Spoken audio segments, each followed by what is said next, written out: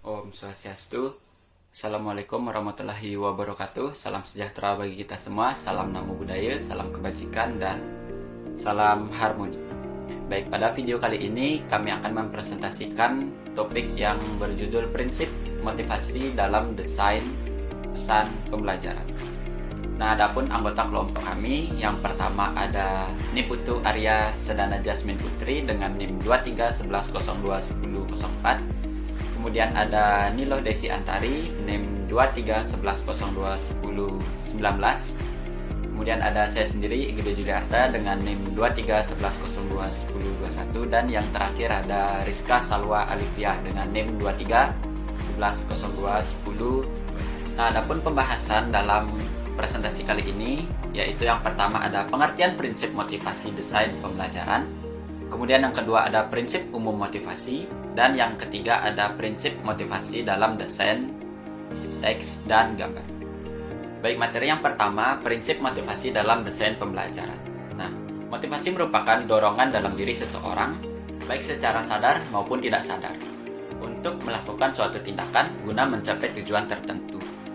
Nah, menurut beberapa para ahli, salah satunya Wahyudi NG 2023, motivasi belajar dapat ditingkatkan dengan menjelaskan tujuan pembelajaran, menginformasikan manfaat materi, dan menghubungkan topik dengan pengetahuan sebelumnya. Lalu ada pendapat menurut Ghafur Abdul tahun 2003, motivasi dalam pembelajaran dapat ditingkatkan dengan menunjukkan manfaat materi yang dipelajari, baik dalam kehidupan saat ini maupun di masa depan. Nah, jadi prinsip motivasi dalam desain pesan pembelajaran merupakan aspek yang bertujuan untuk membangun minat dan keterlibatan peserta didik dalam proses pembelajaran. Materi selanjutnya yaitu prinsip umum motivasi. Nah, prinsip umum motivasi ini bertujuan untuk mendorong partisipasi aktif siswa serta memberikan umpan balik dan pengulangan yang tepat agar proses belajar lebih efektif dan memotivasi siswa untuk terus belajar. Ada 4 prinsip umum motivasi dalam desain pesan pembelajaran, yaitu yang pertama ada keingintahuan dan variasi, yang kedua ada relevansi, yang ketiga ada tantangan, dan yang terakhir ada dampak positif. Pertama, kita akan membahas prinsip keingintahuan dan variasi, mana kesan pertama sangat berpengaruh terhadap sikap siswa dalam belajar. Untuk membangkitkan motivasi, penyajian materi harus bisa merangsang rasa ingin tahu mereka. Misalnya dengan menggunakan judul berbentuk pertanyaan seperti mengapa bisa terjadi gempa atau ada apa di luar angkasa sana. Judul seperti ini jauh lebih menarik dibandingkan dengan penggunaan judul dengan bahasa yang kaku seperti luar angkasa dan gempa bumi. Selain itu, untuk menjaga minat siswa, urutan peristiwa pembelajaran perlu bervariasi. Kita bisa memulai dengan pemaparan konsep, lalu memberikan contoh, dan diakhiri dengan latihan atau praktik. Dan jangan lupa untuk menggunakan berbagai media seperti teks, gambar, video, dan animasi agar proses belajar lebih dinamis. Untuk lebih lanjut, kita bisa membangkitkan rasa ingin tahu siswa melalui konflik, yaitu dengan cara yang pertama, sajikan contoh berlawanan, yang kedua, ajukan topik permasalahan, yang ketiga, gunakan fakta kontradiktif, selanjutnya, pertentangkan fakta atau opini, gunakan humor, dan terakhir, libatkan elemen misteri dengan masalah yang belum terpecahkan. Selanjutnya, yang kedua ada prinsip relevansi. Motivasi belajar muncul ketika kita dapat melihat kaitan antara materi yang dipelajari dengan kehidupan nyata. Oleh karena itu, sebelum pembelajaran dimulai, sangat diperlukan untuk menekankan relevansi materi terlebih dahulu. Beberapa cara yang bisa dilakukan yaitu diantaranya yang pertama, menghubungkan materi dengan kebutuhan dunia nyata yang dirasakan oleh pembelajar. Yang kedua yaitu mengaitkan pengetahuan baru dengan pengetahuan yang sudah dimiliki sebelumnya agar pembelajar merasa lebih mudah memahami materi. Yang ketiga yaitu tujuan pembelajaran harus dijelaskan dengan jelas sehingga siswa mengetahui apa yang akan mereka capai. Yang keempat yaitu berikan rasa kepuasan setelah pembelajaran pengetahuan baru. Yang terakhir yaitu beragakan nilai dan kegunaan materi untuk menstimulasi motivasi intrinsik, yaitu dorongan dari dalam diri siswa untuk belajar lebih dalam lagi. Yang ketiga ada prinsip tantangan. Pesan pembelajaran yang disajikan dengan tantangan dapat meningkatkan motivasi siswa. Namun, tantangan ini harus disesuaikan dengan tingkat perkembangan kognitif siswa. Jika tantangannya terlalu berat, siswa mungkin merasa frustasi dan kehilangan motivasi belajarnya. Sebaliknya, jika tantangan terlalu mudah, siswa bisa merasa bosan dan kurang tertarik dengan pembelajaran. Jadi, perlu untuk memberikan tantangan yang seimbang yang dapat merangsang pemikiran siswa tanpa membuat mereka merasa tertekan atau mungkin merasa tidak ada kemajuan. Yang terakhir itu ada prinsip dampak positif. Motivasi dapat tetap terjaga apabila kita memberikan penghargaan yang positif. Ada beberapa cara yang bisa digunakan untuk memberikan dampak positif. Yang pertama yaitu gunakan kepuasan intrinsik dan penghargaan untuk menjaga motivasi. Yang kedua, berikan kesempatan untuk menerapkan pengetahuan baru. Yang ketiga, yaitu penghargaan meningkatkan prestasi dan keberhasilan tugas berikutnya. Selanjutnya, yang terakhir, penghargaan luar dapat meningkatkan motivasi belajar berulang-ulang. Misalnya, game dapat membangkitkan motivasi karena dipicu untuk berhasil sehingga proses belajar dilakukan berulang-ulang sampai mencapai tujuannya. Nah, baik, di sini saya akan melanjutkan pada bagian kedua, yaitu prinsip motivasi dalam desain teks dan gambar. Menurut Fleming dan Levy, 1993 secara khusus terdapat 6 prinsip motivasi yang dapat digunakan untuk mendesain teks dan gambar dalam menyajikan pesan pembelajaran. Nah, berikut ada 6 prinsip. Yang pertama ada kesan positif, yang kedua ada keterbacaan teks, yang ketiga ada kejelasan gambar, yang keempat ada kemudahan tata letak, yang kelima ada kemenarikan gambar, dan yang keenam ada bangkitkan minat. Nah, yang pertama itu ada kesan positif. Nah, pada awal pembelajaran diharapkan pesan yang disampaikan dapat menciptakan kesan positif. Kesan positif akan mempengaruhi sikap positif dalam pembelajaran. Hal ini dikarenakan sikap positif merupakan tangga pertama dalam dimensi belajar. Menurut Marzano et al. Menyatakan 5 dimensi belajar. Yang pertama ada sikap dan persepsi positif terhadap belajar. Yang kedua, perolehan dan pengintegrasian pengetahuan baru. Yang ketiga, penyempurnaan dan perluasan pengetahuan. Yang keempat, pemanfaatan pengetahuan secara bermakna. Yang kelima, pembiasaan berpikir efektif dan produktif. Nah, jadi kelima dimensi belajar ini saling berinteraksi dalam menentukan keaktifan belajar. Nah, untuk menciptakan kesan positif terdapat beberapa cara yang dapat dilakukan. Yang pertama, memberikan bayangan yang menyenangkan ketika menyampaikan pesan. Yang kedua, menciptakan persepsi awal bahwa pembelajaran mudah dan dapat dipelajari. Yang ketiga, menggunakan atribut-atribut fisik seperti gambar, warna, jenis huruf yang menarik serta konsisten untuk membangun kepercayaan peserta didik. Yang nomor 2 ada keterbacaan teks. Nah, teks dapat dibedakan menjadi teks tertulis atau visual dan teks lisan atau audio. Pemilihan jenis teks menjadi hal yang harus diperhatikan karakteristik sasarannya. Jika tidak diperhatikan, maka akibatnya dapat menurunkan motivasi sasaran pembaca teks yang disuguhkan. Terdapat 2 prinsip utama dalam keterbacaan teks, yaitu yang pertama ada menggunakan gaya penulisan seperti ukuran, jenis, fonomoran, spasi, serta warna agar mudah dibaca dan dipahami.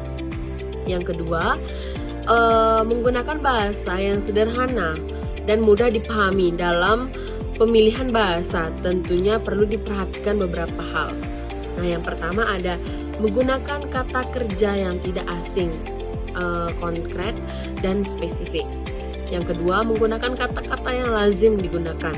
Yang ketiga, menggunakan kalimat aktif, bukan kalimat yang pasif. Yang keempat, menggunakan kalimat singkat dan padat. Yang kelima, menggunakan penanda untuk memberikan penekanan agar mudah dipahami. Yang ketiga, ada kejelasan gambar. Gambar merupakan sebuah representasi konkret dari pesan yang disajikan. Nah, pesan yang disajikan melalui gambar akan sangat membantu peserta didik memahami pesan. Terdapat beberapa jenis gambar, yaitu yang pertama ilustrasi, foto, lukisan, sketsa, tabel, peta, dan grafik. Gambar memiliki peran yang sangat penting dalam membantu proses kognitif karena dapat mempermudah pemahaman informasi secara lebih cepat dan efisien. Nah, ada peta, tabel, grafik, dan diagram merupakan alat visual yang lebih efektif dalam menyajikan data kuantitatif, memperjelas hubungan yang kompleks, serta menggambarkan informasi dalam skala besar dibandingkan dengan deskripsi teks yang panjang.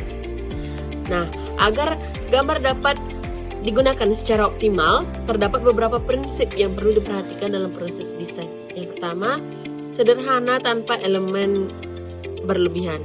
Ya, artinya usaha gambar sederhana dan tidak memiliki banyak elemen atau variabel yang dapat membingungkan pembaca. Yang kedua, dilengkapi label atau nama yang jelas. Yang artinya gambar harus dilengkapi dengan label atau nama yang jelas karena ini merupakan elemen penting dalam membantu interpretasi. Yang ketiga, beri petunjuk atau keterangan untuk menghindari kesalahpahaman, yang artinya memberikan petunjuk atau keterangan untuk mempermudah interpretasi guna menghindari kesalahpahaman. Oke, baik, lanjut kepada materi selanjutnya, yaitu tentang kemudahan tata letak atau layout. Jadi tata letak suatu pesan baik dalam bentuk teks maupun gambar memiliki peran yang sangat penting dalam meningkatkan keterbacaan dan kenyamanan bagi pembaca itu sendiri. Dengan tata letak yang baik, pembaca dapat dengan mudah memahami isi tanpa merasa terbebani oleh susunan elemen yang tidak teratur. Oleh karena itu, dalam merancang tata letak perlu mempertimbangkan aspek visual yang sesuai dengan kebutuhan pembaca agar informasi yang disampaikan dapat diterima dengan lebih efektif. Nah, salah satu pendekatan yang umum digunakan itu ada penyajian teks dan gambar dalam 2 kolom atau lebih. Nah, seperti yang sering digunakan atau ditemukan di surat-surat kabar. Tata letak semacam ini memberikan kemudahan bagi mata pembaca dalam mengikuti alur tulisan dibandingkan dengan teks yang disusun dalam satu baris panjang secara horizontal. Nah, dengan format kolom, mata pembaca akan tidak mudah lelah dan pembaca dapat lebih fokus dalam menyerap informasi yang disajikan. Selain itu juga ada beberapa prinsip dasar dalam desain tata letak yang harus diperhatikan agar suatu pesan dalam tampilan tetap konsisten dan nyaman dilihat. Nah, salah satunya adalah konsistensi dalam menempatkan elemen-elemen penting seperti nomor halaman, header atau kepala, dan footer atau bagian kaki. Nah, di posisi yang sama pada setiap halaman. Konsisten ini membantu pembaca untuk menemukan informasi dengan lebih cepat dan mudah tentunya.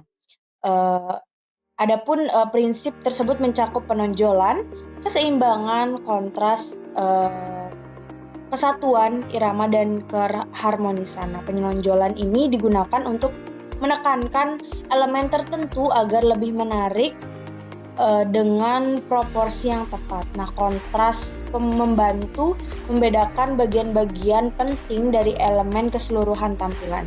Sedangkan kesatuan menciptakan hubungan yang harmonis antara elemen-elemen yang ada. Nah, sedangkan irama dalam desain mencerminkan kesinambungan dalam alur visual sehingga pembaca dapat mengikuti informasi yang lebih nyaman. Dengan menerapkan prinsip-prinsip tersebut, tata letak suatu pesan tidak hanya menjadi lebih menarik, namun juga akan lebih mudah dibaca dan dipahami oleh pembaca. Seperti konsisten, keteraturan, keseimbangan dalam desain akan menciptakan pengalaman membaca yang lebih menyenangkan dan membantu penyampaian informasi menjadi lebih efektif.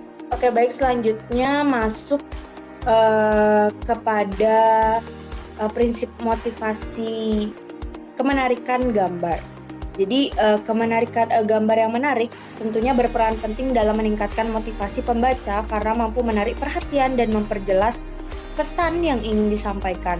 Nah, keterkaitan antara daya tarik visual dan isi pesan sangatlah penting sehingga pemilihan gambar harus dilakukan dengan cermat agar dapat mendukung komunikasi secara efektif. Ada beberapa hal yang perlu diperhatikan dalam memilih gambar. Ada yang pertama yaitu menggunakan gambar yang menarik, lalu yang kedua ada menggunakan gambar yang memiliki suatu cerita atau sebuah hal yang baru. Yang ketiga ada menggunakan gambar yang memuat orang sedang memperagakan atau melakukan sesuatu sesuai dengan informasi yang diberikan. Lalu yang keempat ada menggunakan gambar berwarna agar lebih menarik dan tidak hanya berwarna hitam putih. Jadi gambar berwarna akan lebih menarik dibandingkan dengan gambar warna hitam putih karena akan memberikan kesan yang lebih hidup dan menggambarkan sebuah emosional. Nah, warna yang kontras dan cerah dapat memperjelas detail dalam gambar sehingga pesan yang ingin disampaikan pun lebih mudah diterima oleh pembaca.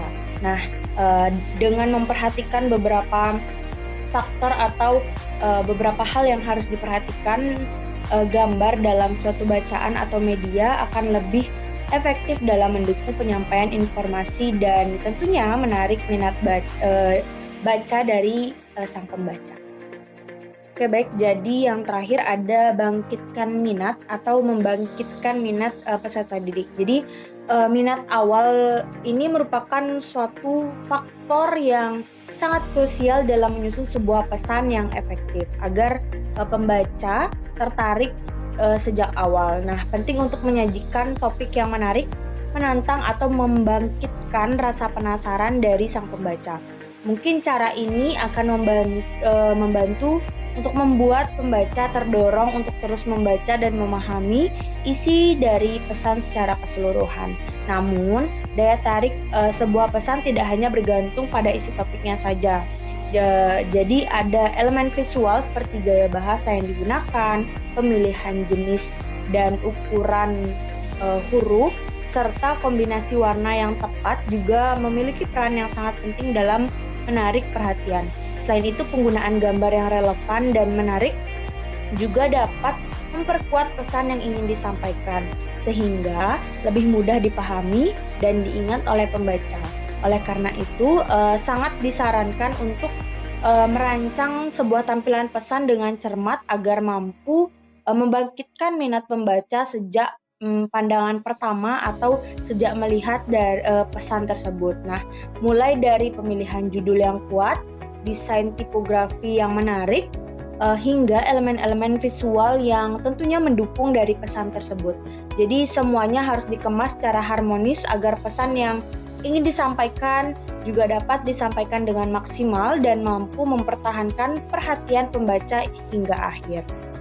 Sekian dari saya, selanjutnya akan dilanjutkan oleh rekan saya. Terima kasih. Kesimpulan dalam materi ini yaitu prinsip motivasi dalam desain pembelajaran bertujuan untuk meningkatkan minat dan keterampilan peserta didik. Pesan yang efektif tidak hanya menyampaikan informasi tetapi juga membangkitkan motivasi melalui strategi seperti menjelaskan tujuan, menghubungkan materi dengan pengetahuan sebelumnya, serta menerapkan reward dan punishment.